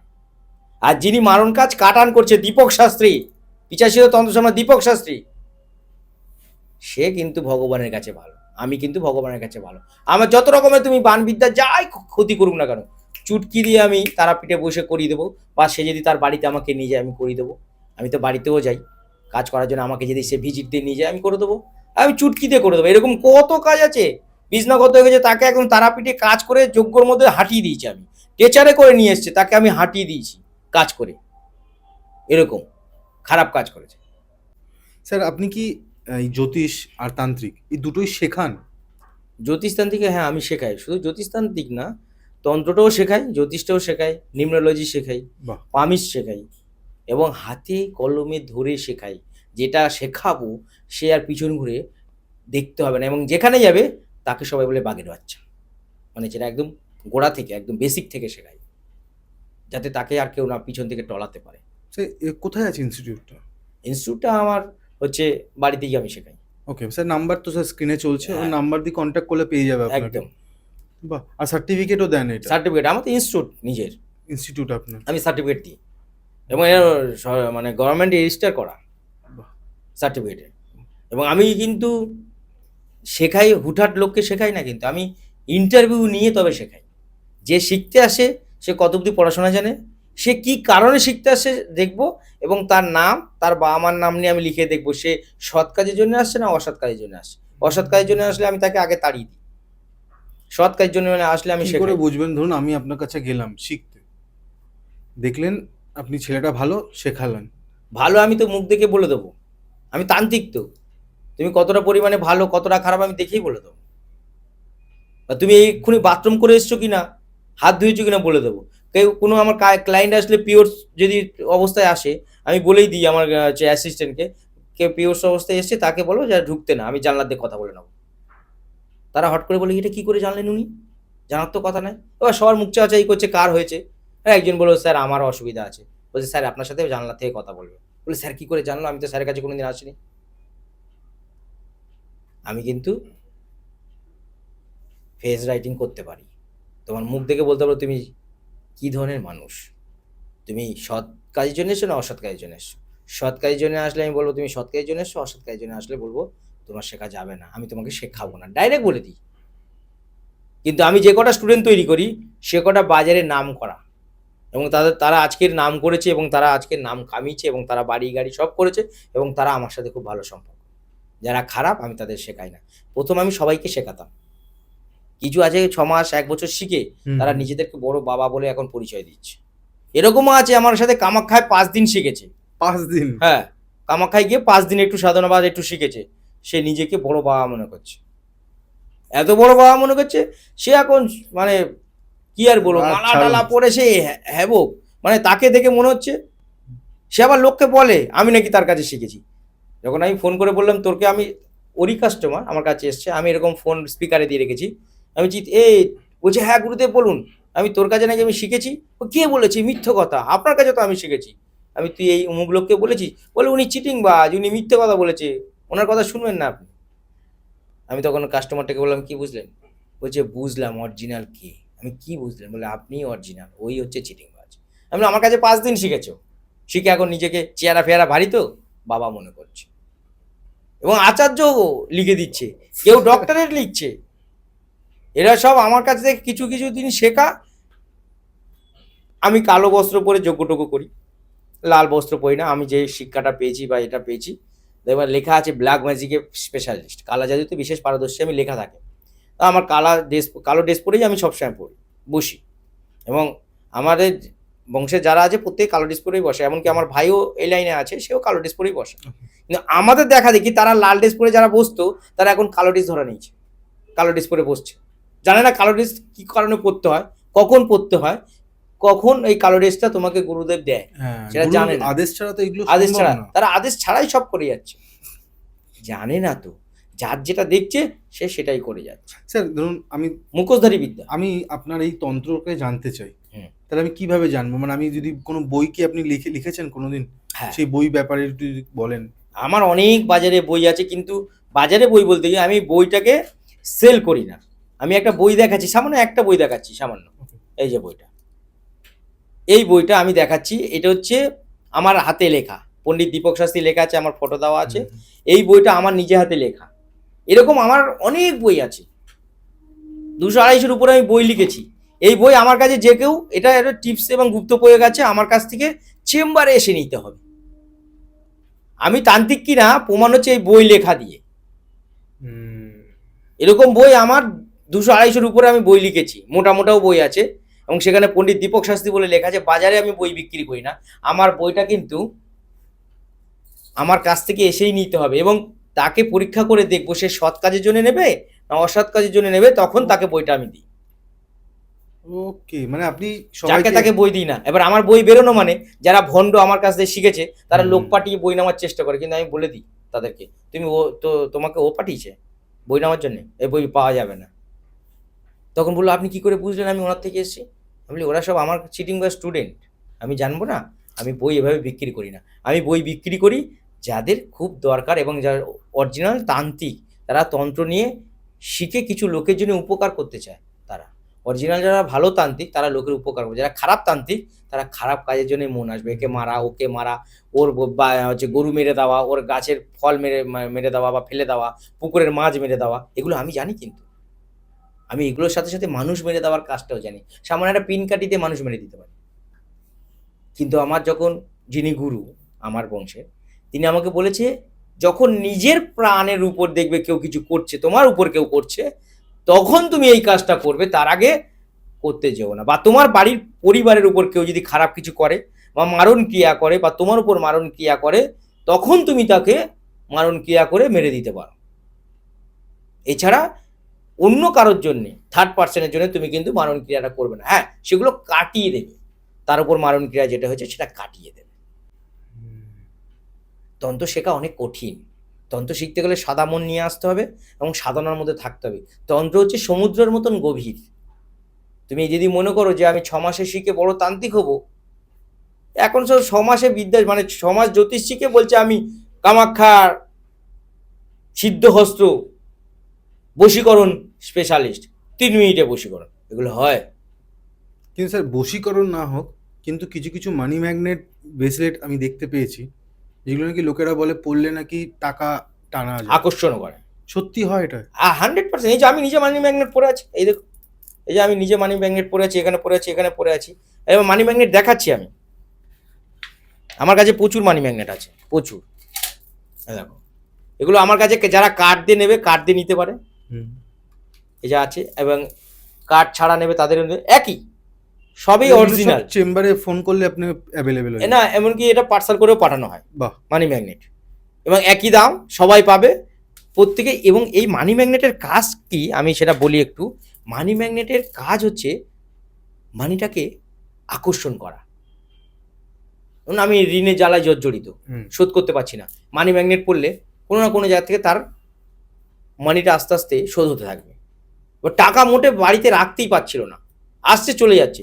মানি ম্যাগনেট পড়লে ওটাকে ম্যাগনেটের মতন, ম্যাগনেট মানে কি চুম্বক, মানি মানে কি টাকা, এটা টেনে নিয়ে চলে আসবে এবং থাকবে, খরচ হবে না। এই মানি ম্যাগনেট পড়লে হঠাৎ প্রাপ্তিযোগ হতে পারে।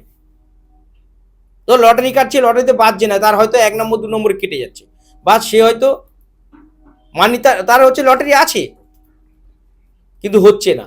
এই মানি ম্যাগনেট পড়লে লটারি কাটার পরে যদি বেশি দিন না 7 দিন পর পর কাটে, যদি হয় তাহলে কাটবে, আর না হয়তো তার সে জীবনে আর কোনোদিন লটারি কাটবে না। তার মানে কি, তার লটারি নেই ভাগ্যে।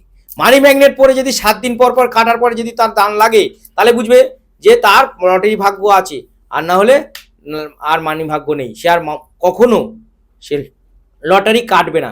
মানি ম্যাগনেট পড়বে, অন্য দিক দিয়ে টাকা আসবে। আর মানি ম্যাগনেট এমনই একটা জিনিস, পাওনা টাকা পাচ্ছে না, সেটাকে পেয়ে যায়, হঠাৎ প্রাপ্তিযোগ হয়ে যায়, যে কোনো জায়গা থেকে মানিটাকে ম্যাগনেট করে নিয়ে আসে। এটা হচ্ছে মানি ম্যাগনেট। আমার যে কোনো চেম্বার থেকে পাবে, এবং আমি বললে অনলাইন অর্ডার করলে আমি ফোন নাম্বার স্যার আছে, ফোন নাম্বার দেওয়া আছে আমার স্যার। এবার ধরুন স্যার, মানি ম্যাগনেট যেমনি আমরা ভেবে থাকি যে পাইরাইট, এটা একটা খুব এখন বাজারে পাওয়া যায়, তো এগুলো সব প্রায় এগুলো সব ওই একই সিস্টেমে, একই ক্রিস্টাল এগুলো। এবার এটা কি শোধন করি আপনি দেন? আমি শোধন করি বললেই তো আমার একটু দাম বেশি, শোধন করতে খরচা বেশি। হ্যাঁ, এটার দাম তো বেশি নয়, বাজারে 200, 250, 300 টাকার অরিজিনাল মাল পাওয়া যাবে না। অরিজিনাল নিতে গেলে 500-600 টাকা দাম, আর আমার কাছ থেকে শোধন করে নিতে গেলে আর একটু বেশি, কারণ শোধন করতে গেলে মিনিমাম 400-500 টাকা খরচা পড়ে বাড়ি থেকে শোধন। আর শোধন না করলে এটা কাজ হবে না। কোনো ঠাকুর দেবতা যে আমি নিয়ে এসে যদি রেখে দিই, কাজ করবে? হবে না, তার প্রাণ প্রতিষ্ঠা করতে হবে। তাহলে আমি মানি ম্যাগনেটটাকে যদি শোধন না করে দিই, তাহলে কাজ হবে? অনেকে আংটি পরে নেয়, হবে? আংটিটাকেও শোধন করতে হবে, এর প্রাণ প্রতিষ্ঠা করতে হবে। তেমন মানি ম্যাগনেটটাকে শোধন করে দিলে প্রাণ প্রতিষ্ঠা হয়ে গেলে, এবার গিয়ে হাতে কাজ করবে। এবার যিনি নেবে তার নাম, তার গোত্রটা নিয়ে নেবো, নিয়ে ওটাকে শোধন করে তাকে পাঠানো হয়, তবেই তো কাজ হবে, না তো মানি ম্যাগনেটে কাজ হবে না। পড়ে থাকে অনেকেই মানি ম্যাগনেট, আমি পড়ে আছি। আমি আগে আমার যদি কাজ নয়, আমি অন্য কাউকে দিই না, আগে আমি পড়ে দেখি আমার কাজ হচ্ছে নাকি। দারুণ কাজ হয়েছে, ক্লায়েন্ট আমার যে পরিমাণে আসছিল তার থেকে ডবল আসছে। আমার আগে 20 জন হতো, এখন 40 জন নিয়ে পাচ্ছি না ক্লায়েন্ট, প্রচুর বুকিং। কারণ আমার এত বুকিং, সবাই জানে তো আমি কিরম ধরনের তান্ত্রিক। মানি ম্যাগনেটের জন্য যেমন আসছে, অন্য অন্য বিষয়ে সব কিছুতে আসছে, আর এটা পড়াতে আমার আরো বেড়ে গেছে। এখন 40-50 জন, আমি তাই নিতে পারি না চেম্বার, এক জায়গায় একদিনের জায়গায় 2 দিন করতে হচ্ছে আমাকে, কারণ এত ক্লায়েন্ট আমার। তা আমি নিজে পড়েছি, উপকার পাচ্ছি বলে আমার ভক্তদেরকে দেবো। আমার ভক্তরা যদি উপকার পায় মানি ম্যাগনেট পড়ে, তবে তো আমার কাছে আসবে, তো আসবে, ঠিকই আসবে না। আর একটা জিনিস স্যার আমরা দেখতে পাই, পাথর, এই রত্ন, এই রত্নটা কি আপনি রাখেন? হ্যাঁ, মানে পাথর, মানে রত্ন, স্টোন এবং ক্রিস্টাল দুটোই আপনি অ্যাভেলেবেল করে দেন। অ্যাভেলেবেল। এবং মানুষ যদি ধরুন অনেক সময় কেউ রত্নের দাম বেশি হয় দেখতে গেলে, তার জায়গায় আপনি সেটা ক্রিস্টাল দিয়ে আপনি সেটা কাজ চালিয়ে, হ্যাঁ, মানি ম্যাগনেট দিয়ে কাজ চালিয়ে দিই। মানে একটা স্টোনের দাম তো এখন 20,000, 50,000, অন্য অন্য মানে এমন এমন জায়গা আছে, নাম বলবো না। আমি যে স্টোন দেবো তার থেকে খারাপ, কিন্তু সে নিচ্ছে 1 লাখ টাকা, আর আমরা 20,000 টাকা চাইলে আমাদের কাছে বলে করবো না, কারণ আমার কাছে লাইট নেই, কোনো সিনেমা আর্টিস্ট বা কোনো খেলোয়াড়কে নিয়ে এসে আমি প্রচার করাচ্ছি না, তার জন্য আমার কাছে জিনিসটা খারাপ। কিন্তু নিচ্ছে পচা পচা আলু নিচ্ছে, কোত্থেকে নিচ্ছে? স্টোর থেকে নিচ্ছে। আরে ওটা 2 বছরের পচা আলু নিচ্ছে, যারা আমরা বাজারে যে ওপেন ঢেলে বিক্রি করছে কালকেকার জিনিস, টাটকা, সেটা খাবে না। আর সবার মতন গাড়ির থেকে নেমে এতে ঢুকে গেল, আর 2 বছরের পচা আলু কিনে নিয়ে এসে বাড়িতে খাচ্ছে, দেখলো পচা। কিন্তু দামটা অরিজিনাল, আমাদের কাছে যেটা আছে যে স্টোন, সেটা অরিজিনাল এবং দাম কম। আর যেটা হয়তো A grade, B grade, C grade, আমার কাছে A গ্রেডের মাল 20,000 টাকা হয়তো আমি দাম চাইলাম, আর যেখানে লাইট দেওয়া, সিনেমা আর্টিস্ট নিয়ে কথা বলা, সেখানে C গ্রেডের মাল সেটা 2 লাখ টাকা বলছে, সেটা নিয়ে নিচ্ছে। কেন? ওখানে অমুক সিনেমা আর্টিস্ট গেছিল, তার মানে কাজ হচ্ছে। আরে ওদের তো টাকা দিয়ে ভাড়া করে আনা যায়, টাকা দিলাম, আপনি আমার হয়ে প্রচার করবেন 1 বছর, নাকি আমি আপনাকে অ্যাম্বাসাডার হিসেবে রেখে দিলাম 1 বছর, এত টাকা দেবো আপনাকে বছরে, ঠিক কিনা? ঠিক ঠিক, এরকমই এইগুলোই হচ্ছে। আর মানুষজন কি করছে, সেখানে গিয়ে ঠকছে, স্টোন নিচ্ছে। আমার কাছে এসছে স্টোন নিয়ে, দামি দোকান, নাম বলছি না, একবার শুধু সিনেমা আর্টিস্টে অ্যাড করে যাচ্ছে, বড় বড় চ্যানেলে আমার কাছে এসে স্টোনটা নিয়ে, তাহলে এটাকে আপনার স্টোর আর আমার স্টোনের মধ্যে তফাৎ দেখুন। বলছে আপনারটাই ভালো, আপনারটার দাম কিরকম? আমি দাম এই, বলে আমারটা নিয়েছে এরকম 2.5 লাখ টাকা। আমি বলছি আমার কাছে 35,000 টাকা, আর আপনার থেকে আর এটা দুটো কোয়ালিটি টেস্ট করানোর পরে জিওলজি সার্ভে থেকে টেস্ট করিয়েছে, ওখান থেকে বলে দিয়েছে যে এই জিনিসটা আপনার একদম A1। সেটাও সিনথেটিক লিখছে না, ওটাও ন্যাচারাল লিখছে, কিন্তু যেটা আমারটা সেটা বলছে এটা একদম পারফেক্ট ন্যাচারাল, মানে একদম A1 পাথর, এটা আপনি নিতে পারেন। তখন সেটা বাদ দিয়ে আমারটা নিয়ে কাজ হলো। তাহলে বোঝা যাচ্ছে আমি রত্ন দিই, কি জায়গা স্টোন দিই, আমি মানি ম্যাগনেট দিই, এগুলো দিয়ে থাকি। স্যার এবার আমরা এখান দিয়ে বেরিয়ে একটা খুব ইম্পর্টেন্ট সাবজেক্ট হচ্ছে, যেটা হচ্ছে বাস্তু। আপনি কিন্তু শেখান এটাও। একদম বাস্তুর এক্সপার্ট আমি বাস্তুতে যাই, যা নিজেকে কাজ প্রশ্ন করি। করবো তার উত্তর আমি পাবো আজকে। একদম 100%। কি প্রশ্ন করতে চাও বলো? স্যার অনেকে বাড়ি বানিয়ে নেয় এবং দেখা যায় যে ঈশান কোণের দিকে বাথরুম হয়ে গেছে হ্যাঁ। বা বানিয়ে দিয়ে চলে গেছে, আমার তারপর ফ্ল্যাটটা নিল, বেশিরভাগ ফ্ল্যাটে এই প্রবলেমটা হয়। হুম। এই প্রবলেমটা কি করে সলভ হবে আপনার কাছে কি মনে হয়? যদি বাস্তুর নর্থ ইস্ট হুম। মানে উত্তর পূর্ব দিক, 31 ডিগ্রি থেকে 51 ডিগ্রি হচ্ছে ঈশান কোণ। এখানে যদি বাথরুম বা রান্নাঘর পড়ে যায়, আমার বাবার ক্ষমতা নেই, আমার বাবা কেন, তার বাবারও ক্ষমতা নেই, বা স্বয়ং ঈশ্বরের ক্ষমতা নেই সেটাকে ব্যালেন্স করবে।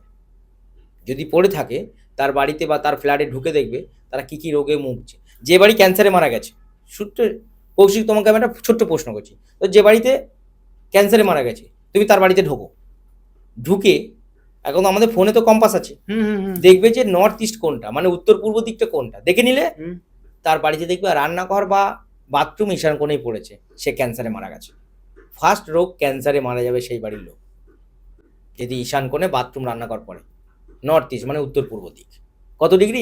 31 ডিগ্রি থেকে 51 ডিগ্রির মধ্যে বা 52 ডিগ্রির মধ্যে যদি বাথরুম রান্নাঘর পড়ে, তার বাড়ির লোক ক্যান্সার এ মারা যাবে। আরও কি হতে পারে? প্যারালাইসিস। আর কি হতে পারে? Kidney damage. আর কি হতে পারে? অভাব অনটন। আর কি হতে পারে? অশান্তি, রোগ অসুখে টাকা শেষ। এই বাড়িতে কোনো শান্তি থাকবে না, টাকা আসবে চলে যাবে, টাকা আসবে চলে যাবে। এর কোনো প্রতিকার নেই? এর প্রতিকার নেই। এর প্রতিকার আছে, ভেঙে গুড়িয়ে দাও, ওখানে তুমি ঈশান কোণ ভেঙে গুড়িয়ে দিয়ে পুজো পাঠ করে ওখানে ঠাকুর দেবতা পুজো করো, বাথরুমটাকে অন্য জায়গাতে। আর ফ্ল্যাটে তো সেটা সম্ভব না, তাই ফ্ল্যাটের লোক কী করে মরছে দেখো। আর তারা অভাব অনটন লেগে যাচ্ছে, তারা ঋণের জ্বালায় জর্জরিত, কেউ সুইসাইড করছে, কেউ পালিয়ে চলে যাচ্ছে, কেউ ফ্ল্যাট রেখে চলে যাচ্ছে কি না? আজকে বাস্তুর জন্য এত কিছু হতে পারে? একদম। রোগ, ক্যান্সার রোগ হবেই ঈশান করে বাথরুম রান্নাঘর থাকলে, দেখেছি আমি 99.5% আমি দেখেছি। এবং বঙ্কাইটিসও দেখেছি, হাঁপানি, অ্যাজমা এতে মারা গেছে, প্যারালাইসিস দেখেছি, কিডনি ড্যামেজ দেখেছি, অশান্তি শেষ নেই। তুমি যে বাড়িতে যাবে, মানে কেউ মারা গেছে, ক্যান্সারে মারা গেছে শুনে নেবে, বা কিডনি ড্যামেজে মারা গেছে, তার বাড়িতে যাবে ঈশান করে বাথরুম রান্না করেছে। আপনি এটা শুনেছেন স্যার, সেপটিক ট্যাঙ্কের পজিশনের জন্য কিন্তু বাড়িতে অসুবিধা হতে পারে, সেই ফ্ল্যাট বা সেই ফ্ল্যাট বা বাড়ির অবস্থা। একদম। তুমি আমার বাস্তুর কাজ, মানে আমার যে ভিডিওগুলো আছে, যারা ইউটিউব, ইনস্টাগ্রাম, ফেসবুকে আমার তো দেখবে, তারা বুঝতেই পারবে যে আমি বাস্তুতে গেছি, তার ভিডিওগুলো তারা দেখতে পাবে। যে সেপটিক ট্যাঙ্কটা কোথায় করতে হয় সেটা জানতে হয়। যদি না জানে, যদি ঈশান কোণে সেপটিক ট্যাঙ্ক করে দিয়েছে, তাহলে ওই একই সমস্যা যেগুলো বললাম। আর বেশিরভাগ প্রমোটাররা দেখবে ফ্ল্যাটে উত্তর পূর্ব দিকে ঈশান কোণে রান্নাঘর আর বাথরুম পাশাপাশি করে দেয় একসাথে, তাদের খরচাটা কমবে। রান্নাঘর আর বাথরুম পাশাপাশি হলে, নাকি দুদিকে করলে তো খরচা বেশি, পাশাপাশি করে দিল। রান্নাঘর মানে কি? আগুন, ফায়ার। আর হচ্ছে জল মানে এই বাথরুম মানে জল। তা আগুন আর জল কি হলো? একে অপরের শত্রু। পাশাপাশি দিকে থাকলে কি হবে? একসাথে। তাহলে বাড়িতে শান্তি থাকবে? অশান্তি থাকবে, নিজেদের মধ্যে ঝগড়াঝাটি, অশান্তি, টাকা নাই খাই লেগে থাকবে, আজ আসছে কাল নাই। ঈশান কোণে প্রমোটাররা ওদের মতন ইচ্ছা মতন করে দেয়। এখন একটা কথা বলি, দীপক শাস্ত্রীর অনুষ্ঠান বা প্রোগ্রাম দেখে এখন আর কেউ ঈশান কোণে বাথরুম রান্নাঘর থাকলে সেই ফ্ল্যাট কিনছে না। আমার নিজের জানাশোনা আছে, এরকম ফ্ল্যাট একটাও বুকিং হয়নি, সব ঈশান কোণে বাথরুম রান্নাঘর। এমনকি বলেও দিয়েছে যে দীপক শাস্ত্রীর আমরা প্রোগ্রাম দেখি, দীপক শাস্ত্রী বলেছে ঈশান কোণে বাথরুম রান্নাঘর থাকলে নিতে না, এত কম্পালসারি দেখছি আপনার বাথরুম রান্নাঘরে ঈশান কোণে। পুরো ফ্ল্যাটটা 3 তলা ফ্ল্যাট, উপর থেকে নিচু দিয়ে ঈশান কোণে বাথরুম রান্নাঘর, সেই ফ্ল্যাট এখন অব্দি বুকিং হয়। প্রায় 1 বছর হয়ে গেল। এবার সে আমাকে ধরেছে, আমি বলি এটাকে ভেঙে আপনি আলাদা করে দিন। বলে আমার তো অনেক খরচা হবে, আমি কিছু করার নেই।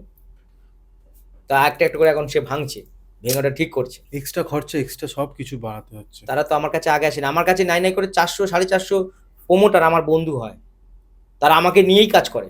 কলকাতায় তো আপনার তাহলে হ্যাঁ 450 প্রমোটার অবশ্যই। কম না কিন্তু এটা। হ্যাঁ, যে প্রমোটারগুলো সব আমাকে নিয়েই কাজ করে। বাস্তু করলে কি করবো দীপকবাবু, আমার ভাই ফ্ল্যাটটা বিক্রি যেন ভালো দামে পাই, কি করতে হবে, কি রং করতে হবে, কোন জায়গায় কি বসাতে হবে বলে দিই। মানে আপনাকে যদি তার জন্য ওরা আমাকে মূল্য ধরে দেয়, এবং এটা ফ্ল্যাট বিক্রি হলে তার একটা কমিশন আমাকে দিয়ে দেয়। বাহ, একটা স্যার ধরুন কেউ নতুন বাড়ি বানাচ্ছে হুম। বা জমি কিনতে চাইছে, সেই জমিতে যখন আপনাকে ভিজিট হিসাবে দিল, আপনি গিয়ে সেই জায়গার পুরো ব্লুপ্রিন্টটা বলে দিতে পারেন? একদম, আমি যেটা ছক করে দেবো, এঁকে দেবো, যে কোথায় বাথরুম হবে, কোথায় রান্নাঘর, কোথায় ড্রয়িং রুম, হুম। কোথায় ডাইনিং রুম, কোথায় পড়াশোনার ঘর, কোথায় হচ্ছে বেডরুম হবে, কোথায় মেন গেট হবে, কি রং হবে, আমি টোটাল এঁকে ছবি লিখে দিয়ে দিই। এবার তারা ইঞ্জিনিয়ারকে দেবে, ইঞ্জিনিয়ার সেভাবে করবে। বাহ, তবেই হবে তার বাড়ি হচ্ছে ভগবানের স্থান। যারা জমি কেনে এখন আমাকে নিয়ে যাচ্ছে, তো জমির পুজো আমাকে দিয়ে আগে করে নিচ্ছে, ভূমি পুজোটা যাগযজ্ঞ দিয়ে করে নিচ্ছে, এবার ওটাতে বাড়ি হওয়ার পরে আমাকে দিয়ে আবার যজ্ঞ করে নিচ্ছে। তারা খরচা চিন্তা করছে না, জানে দীপক শাস্ত্রী করছে মানে আমরা এখানে উন্নতি করবো। আর যারা যারা আমার কাছে কাজ করেছে আজকে কোটি থেকে কোটিপতি, যারা প্রথম বাস্তু আমাকে প্রথম দিয়ে করেছে জমি থেকে, তারা কোটি থেকে কোটিপতি। এই কোটিপতির আপনি কথা বলছেন, অনেক সময় দেখা যায় যে মানুষরা বাড়িতে আছে, ভালো চাকরি করছে, নানান সব কিছুই করে, পুজো অর্চনা সব ঠিক, তাও তাদের কাছে না একটা টাকার অভাবের জায়গা তারা দেখতে পায়। সেটা বাস্তু খারাপ। এটার সলিউশন কি, ছোট করে যদি দর্শকদের যদি কোনো টিপস বা কিছু বলেন? এটা সলিউশন আমার কাছে আছে, আমি দেখাচ্ছি, কিছু ফটো দেখাচ্ছি। এই ফটোগুলো, এই যে দেখুন, এগুলো মানিটাকে ম্যাগনেট করে, প্রচুর পরিমাণে অর্থ আসবে বাড়িতে থাকলে। এই ফটো যদি আমার কাছ দিয়ে কিনতে পারে, আমার অনলাইনেও আমি পাঠাই, এবং আমার কাছে শোধন করা এই ফটোটা পাবে, এবং তার বাড়িতে লাগালে প্রচুর অর্থ আসবে। এরকম ফটো আমি দেখিয়ে দিচ্ছি। কোথায় যারা মানে বাস্তু খারাপ আছে অথচ টাকা ঠিকছে না, তারা কিছু টাকা পয়সা ইনকাম করে পরে বড় কাজ করাবে, তারা এগুলো আমার কাছ দিয়ে নিতে পারে। এই যে কল থেকে টাকা হচ্ছে, তার বাড়িতে এটা বসালে বা রাখলে, যেদিকে বলবো তারও বাড়িতে এরকম টাকা আস্তে আস্তে আসতে থাকবে। আর একটা দেখাবো আমি, ভালো করে সবাই দেখিনি, এখানে লেখা আছে বি মানি ম্যাগনেট। এটাকে বাড়ির ঠিক জায়গা লাগাতে পারলে মানি ম্যাগনেট হবে, প্রচুর পয়সা আসবে এবং খরচা হবে না। যারা রাখতে পারছিল না, ঋণের জ্বালায় জর্জরিত, তারা এটা বাড়িতে রাখলে প্রচুর অর্থ আসবে, এবং স্বল্প মূল্য আমার কাছে শোধন করা দেবো, স্বল্প মূল্যে আমার কাছে যে কোনো চেম্বারে পাবে, বা অনলাইনে আমি এটা পাঠিয়ে দিতে পারি। এছাড়া আমি আরেকটা দেখাবো, যাদের প্রচুর মানে অর্থর ঘাটতি, প্রচুর পরিমাণে অর্থ তারা ইনকাম করতে পারছে না বা রাখতে পারছে না, এবং পয়সা কোনো দিক দিয়ে আসছে না, তাদের জন্য আমি একটা জিনিস দেখাবো। এইটা, এটা যদি বাড়িতে আমি যে জায়গায় বলবো সেই জায়গায় যদি লাগাতে পারে, এদের পয়সা আসছিল না, অর্থ সমস্যা হচ্ছিল, তাদের পয়সা প্রচুর পরিমাণে আসবে। কোথা থেকে আসবে, কিভাবে আসবে, তারা নিজেরাও বুঝতে পারবে না, এই ফটোটা যদি লাগাতে পারে। আর এই যে তিনটে আমি দেখালাম, এরকম আমার কাছে প্রচুর এক এক রকমের ফটো আছে, তিনটে যদি একজন কেউ বাড়িতে লাগায়, তাহলে তার বাড়িতে প্রচুর ধন সম্পত্তি আসবে, এবং ধন সম্পত্তি খরচা হবে না, এবং বাড়ির ভালো হবে, এমনকি নেগেটিভ সমস্যাও অনেকটা কেটে যাবে। পরে আমাকে দেশে বাস্তু ব্যালেন্স বা বাস্তু বর্ণনা করিয়ে নেবে। এরকম আমার কাছে প্রচুর আছে। আর্থিক অবস্থাটা তো ভালো হয়ে যাবে, আর্থিক অবস্থা অনেক ভালো হবে এটা দেওয়ার পরে। যে অনটনটা দেখা যাচ্ছিল সেটা থেকে তারা অনেকটা মুক্তি পাবে, অনেকটা ভালো মানে জায়গায় খুঁজে পাবে। এরকম বাস্তু আমি যা বলবো, বাস্তু আমাকে নিয়ে যায় লোকে, আমি বিদেশ বিদেশে বাস্তু, দিল্লি বোম্বে এরকম জায়গায়, এমনকি আমাকে দুবাই অব্দি আমার ফাইনাল কথা হয়েছে, কিন্তু দুবাই একটা সমস্যা চলছে এই মুহূর্তে, এর জন্য আমি দুবাই যেতে পারলাম না, না তো দুবাই আমার সবকিছু রেডি, আমিও দুবাই চলে যাব, কারণ ওখানেও আমার বাস্তুর জন্য ডাক পড়েছে। আর এখানে করলে আমার তো সামান্য ধরো অল্প খরচের মধ্যে পাবো, কারণ এখানে সবাই কি আগে চিন্তা করে নিজেরটা বাঁচাবো তারপর সবারটা, তা ওখানে চিন্তাটা অন্যরকম, তারা যেটা করবে সেটা অনেক হাই ফাই। আমাকে কন্ট্যাক্ট করেছে, আমি সেখানে যাব, আমার সব কিছু হয়ে গেছে, এগুলো থেমে যাক, যুদ্ধ বিগ্রহগুলো যেগুলো চলছে, তখন আমি ওখানে গিয়ে ওখানের বাস্তু কাজ করব। বাহ, thank you so much sir. আমরা একেবারে একটু শেষের দিকে রয়েছি স্যার। আমি বাস্তু নিয়ে আপনার কোনো ভৌতিক এক্সপিরিয়েন্স হয়েছে যেখানে আপনি মনে হচ্ছে যে এই বাড়িটাতে একটু প্রবলেম হচ্ছে? অবশ্যই, এগুলো প্রচুর আছে আমার, প্রচুর আছে। যেহেতু আমি তান্ত্রিক, প্রচুর। সামান্য একটা কথা বলি, আমি একটা বাড়িতে গেছিলাম, আমাকে ওরা নিয়ে গেছিলো, মানে ওনার মেয়ে খাটের থেকে ভেসে থাকে। মানে এগুলো হচ্ছে সিনেমাতে দেখা যায়, 1920 যে বইটা আছে ওর মধ্যে দেখা যায়। বাস্তব ঘটনা আমি তাকে দিয়ে প্রমাণ করিয়ে দেবো, তাকে দিয়ে প্রমাণ করিয়ে দেবো। যার বউ এরকম ভেসে থাকতো তাকে দিয়ে আমি প্রমাণ করিয়ে দেবো। সে এসে বলবে এখানে যে হ্যাঁ আমার বউ এরকম খাটের উপর ভেসে থাকতো। কে ঠিক করেছে? দীপক শাস্ত্রী। মিরাক্কেল। আমি তার বাড়িতে যাই, সে নিয়ে যায়, তখন তার বউ নর্মালে কথা বলছে। কলকাতারই এটা? না, কলকাতা না। একটু বাইরে? হ্যাঁ, ডায়মন্ড হাওড়ার একটা ঘটনা। আমি জায়গাটা বলছি না, তাহলে সবাই একদম জেনে না, যাবে। না, না, না, না। নামও বলছি না। আমাকে তারা এসে, খবর আজ থেকে অনেক বছর আগের কথা, লকডাউনের আগের কথাই বলছি, অনেক আগে, আমাকে নিয়ে যায়। তারা অনেক রিকোয়েস্ট করে আমাকে নিয়ে যায়, আমি যাই। তো যাওয়ার পরে তার বৌদি কি চা কফি সবাইকে সব দিচ্ছে। আমি চা কফি খাই না, জল দিল, জল আমি নিলাম। খাবার টাবার দিচ্ছে, সব ঠিক আছে, মানে সন্ধ্যা পর্যন্ত ঠিক আছে। রাত্রে 10টা অবধি ঠিক আছে। এটা শুরু হয় রাত্রে 12টার দিক থেকে। হঠাৎ এরকম খাটের উপর ভেসে থাকে, মানে অবাক করা। এবার যখনই ও ভেসে আছে, ওর বর তাহলে কতটা সাহসী, সঙ্গে সঙ্গে বুকের উপর ভগবত গীতা বা ঠাকুরের ছবি দিলে ও আবার নিচে খাট করে পড়ে যায় খাটের উপর, কারণ ভগবান তো সেটা। এবার কি হয়েছে, যেদিন আমরা গেছি ও কিছু দেয়নি, এরকম ভেসে যখন উঠেছে তখন ও আমাদেরকে ডেকে দেখাচ্ছে, দেখলাম এরকম ভেসে আছে, এমন হাসি দিচ্ছে, মানে সেই হাসিটা মানে আমরা টিভির সিনেমাতে দেখতে পাই, মানে বিকট হাসি, কান ফেটে যাওয়ার মতন। আমি সঙ্গে সঙ্গে বললাম এই জলটা ওর গায়ের উপর ছিটিয়ে দাও, পড়ে যাবে। গায়ের উপর ছিটিয়ে দিল, পড়ে গেল খাটের উপর। আমি ওই দিনটা ওই অবস্থাতে আর হলো না কিছু, ঠিক আছে। তো আমরা মোটামুটি 3-4 জন গেছি, আমি 4 জনের মতন নিয়ে গেছি। আমার নাম তাদের বলছি না, তারা, তাদের মধ্যে একজন এখন মারা গেছে, 2জন আছে, কারণ অনেক কারণ আছে, কেন ভূত প্রেতের ব্যাপার তো। পরের দিন ওনাদেরকে বললাম যে আমি যখন যজ্ঞ করব, যজ্ঞ সামগ্রীগুলো আপনারা কিনে নিয়ে আসুন। আমার ওষুধপত্র আমি নিয়ে গেছি, আমার চন্ডাল টন্ডাল যা লাগে আমি সেগুলো নিয়ে গেছি, আপনি নিয়ে আসুন। নিয়ে এসছে। আমার যজ্ঞ শুরু হয়েছে রাত্রে 8টা থেকে, চলছে যজ্ঞ। হঠাৎ সে এমন বিকট করে বসেছে, চুল ফুল মানে করে, চোখ উল্টিয়ে, চোখের মণি দেখা যাচ্ছে না, সাদা একদম। পাড়ারও কিছু মানে গ্রামের লোকও জুটে গেছে, তারাও দেখছে ব্যাপারটা কি। অনেকে তো এসছে গেছে, কেউ ছাড়াতে পারেনি।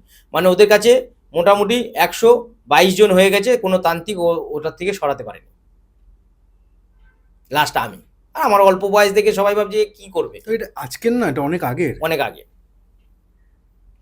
এবার আমি তখন যজ্ঞ শুরু করলাম, এবার আমার সবাইকে বললাম যে আমি যতক্ষণ না বলবো, যতই বিপদ হোক, কেউ উঠবেন না জায়গা ছেড়ে।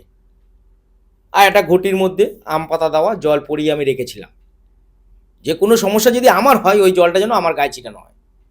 হতেই তো পারে, হয়েওছে অনেক।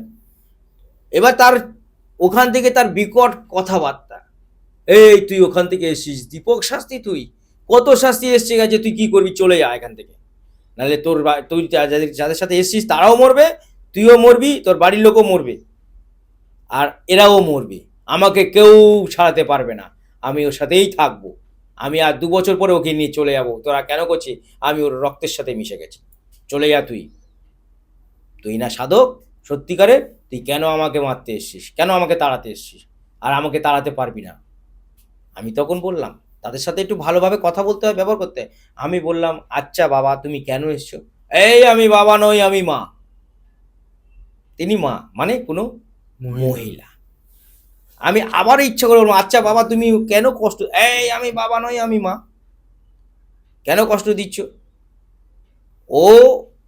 ওকে কেন কষ্ট দিচ্ছি? ওকে আমি কষ্ট দিচ্ছি না, আমাকে ওর কাছে পাঠানো হয়েছে ওকে নিয়ে যাওয়ার জন্যে, আমি ওকে কষ্ট দিচ্ছি না, তুই চলে যা। কতজন এসে গেছে, কিছু করতে পারেনি। ঠিক আছে আমি দেখি না, আমি ছোট মানুষ, তুই চলে যা, তুই সত্যি ভালো সাধক, তুই কেন এসছিস সেসব খারাপ কাজে? তুমি ওনাকে কেন বাচ্চা মেয়েকে কষ্ট দিচ্ছ? মহিলাটাকে বলছি যে কেন কষ্ট দিচ্ছ? বলছে না তুই বললে হবে না, আমি ওকে নিয়েই যাব, আমার এরকম হুকুম আছে, আমি যে আমাকে পাঠিয়েছে তার হুকুম আছে। তা আমি যথারীতি যজ্ঞ করছি, আমি বলছি কেউ কোথা থেকে নড়বে না। এবার আমি বলছি যে ঘটির জলটা আছে ওর গায়ের মাথার উপর থেকে ঢেলে দাও, তাকে 4-5 জন মিলে ধরে রাখতেই পারছে না। জলটা দেওয়ার লাস্টে আমার অ্যাসিস্ট্যান্টকে বললাম, একজন নাম বলছি তার, মদন চৌধুরী, মানে আমার কাছে মানে তিনি এখন মারা গেছে। তিনি এই সব কারণের জন্য বেশি একটু পাকা ছিলেন বলে মারা গেছে, তার বাড়িতেই মারা গেছে। সে মানতো কিন্তু কাজগুলো করতো না। তিনি ওই জলটা নিয়ে তার গায়ে এরকম আম পাতাটা দিয়ে ছিটিয়ে দেয়, দিলে সে শান্ত হয়ে যায়। কিন্তু আস্তে আস্তে যখন কথা বলতে শুরু করে, এবার যজ্ঞ যখন আমি শেষ করব, তখন আমি ওদেরকে বললাম যে আপনাদের কোনো ঘর বাড়ি কিছু বন্ধ করা আছে, যেটা বন্ধ পড়ে আছে ব্যবহার করেন না? বলছে হ্যাঁ স্যার। কি না, পিছনে একটা বাথরুম বহুদিন ধরে, কত বছর না 8 বছর ধরে বন্ধ ফেলে রেখেছি, ওটা ভাঙাচোরা, সেই জন্য। আমি ওটা খোলা হয় না? বলছে না। আমি কেন ভাঙেননি? বলে স্যার ওটা ভাঙিনি, ভাঙবো। আমি বললাম তাহলে আপনারা এক কাজ করুন, এই জলটা ছড়াতে ছড়াতে ওখানে চলে যান 3 জন, গিয়ে ওটা খোলার পর একটা জিনিস খুঁজে পাবেন, ওটাকে নিয়ে আসুন। ওটা যজ্ঞই না জ্বালালে আপনার মেয়ে সুস্থ হবে না বা বাঁচবে না। মিরাক্কেল বলি, যখনই সেই বাথরুমের দরজাটা খুলেছে, একটা পুতুল, ডল পুতুল যেরকম হয় না, ওরকম পুতুলের মধ্যে এরকম কালো কাপড় দিয়ে এরকম বাঁধা, 2-3টে কালো কাপড় দিয়ে বাঁধা, আর এরকম সুই ফোটানো আছে, এরকম বড় পুতুলটা ওরা নিয়ে আসলো। তখন তার বিকট কি চিৎকার, আমাকে ছেড়ে দে বলছি, আমি কিন্তু মেরে দেবো সবাইকে, আমাকে ছেড়ে দে, আমি চলে যাব, আমি থাকবো না, আমাকে মারিস না, আমি এখানে কিছু করতেছি না, আমাকে পাঠানো হয়েছে। এরকম ওটাকে নিলাম, আমার মন্ত্রতন্ত্র দিয়ে ওটাকে যজ্ঞ দিলাম। যখন যজ্ঞ দিয়েছি, ওটা বাড়ির ঘরের ভিতর মোটামুটি যা ছিল মোটামুটি ধরে নাও তছনছ করে ফেলেছে, ভেঙে চুরে সব কিছু, আর এরকম ভেসে আছে। ওটা যখন পুড়ে ছাই হয়ে গেল, অটোমেটিক ধাপ করে নিচে পড়ে গেল, এবং সে নিজে তখন মানে ওকে আমার যে ঘটির জলটা ওটা দিয়ে ওকে তোলানো হলো। তখন সে বলছে যে আমার খিদে পেয়েছে, কারণ অনেকদিন খায়নি, আমার খেতে দাও। আমি বলেছি ও খাবে, 2 দিন ঘুমাবে, কারণ ঘুমও হয়নি অনেকদিন। ও বলছে আমার কি হয়েছিল, আমি কি তোমরা সবাই এত লোক কেন এইখানে, এরা কারা, এরা কি করছে? তার মধ্যে সে নেই, ওই পুতুলটার মধ্যে ওর নিজের কাকা এটাকে করে রেখেছে সম্পত্তির জন্য।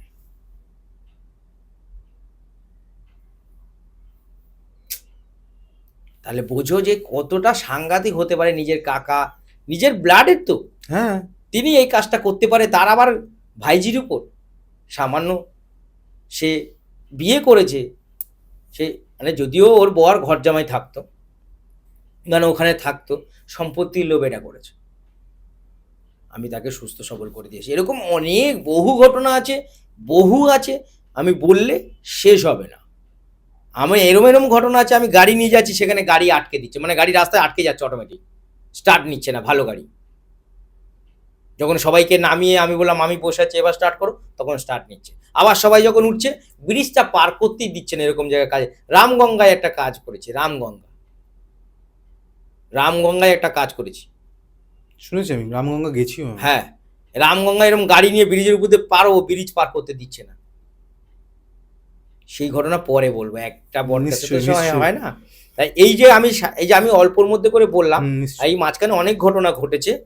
তো সে ওই মেয়েটা মানে মহিলাটা আজ সুস্থ।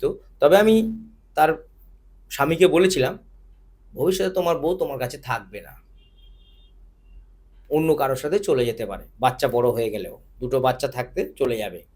তুমি যদি পারো তাহলে ওর মাঙ্গলিক টাঙ্গলিক যেগুলো আছে কাটিয়ে নিও। তিনি আর ওইটাই বিশ্বাস করেছে, আর এইসবগুলো তো বিশ্বাস করেননি, তা কাটায়নি। তা ওনার মেয়ের বয়স 14, আর ছেলের বয়স যখন 10, তখন উনি অন্যজনের হাত ধরে চলে গেলেন, এবং আমার কাছে এসছে ফেরানোর জন্যে। আমি ফিরিয়েও দিয়েছি, হ্যাঁ, এনে দিয়েছি। একটা মুসলিম লোকের সাথে চলে গেছিলো, মানে মোহামেডান লোকের সাথে, একটা বাঙালি মোহামেডানের সাথে চলে গেছিলো, তা আমি ফিরিয়ে এনে দিয়েছি।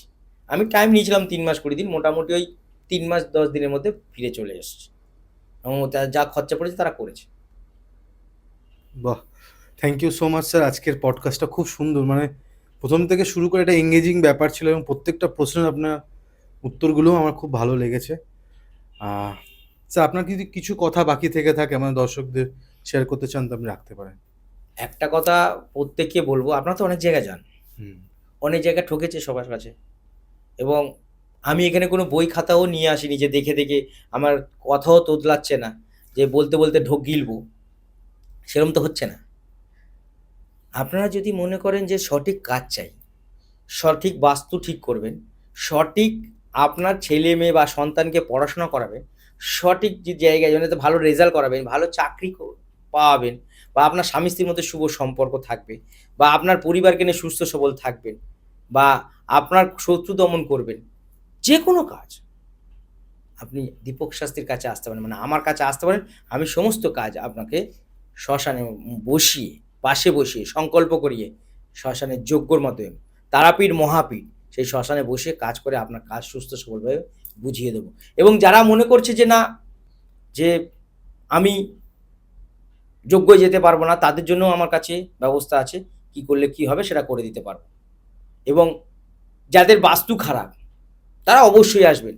ধরুন আপনার বাড়ির সংখ্যা ৫, এই ৫ না, ধরুন ১, কিন্তু আপনার বাড়ির যিনি ল্যান্ডলর্ড, ধরুন একটা ফ্ল্যাট কিনেছেন, কৌশিক তুমি একটা ফ্ল্যাট কিনেছো, ঠিক আছে, দেখা যাচ্ছে তোমার নামের সংখ্যা ৬, ঠিক আছে, তুমি ফ্ল্যাট কিনেছো ২ সংখ্যা, ২, শুক্র আর চন্দ্র, তাহলে তোমার বাড়িতে উন্নতি হবে না।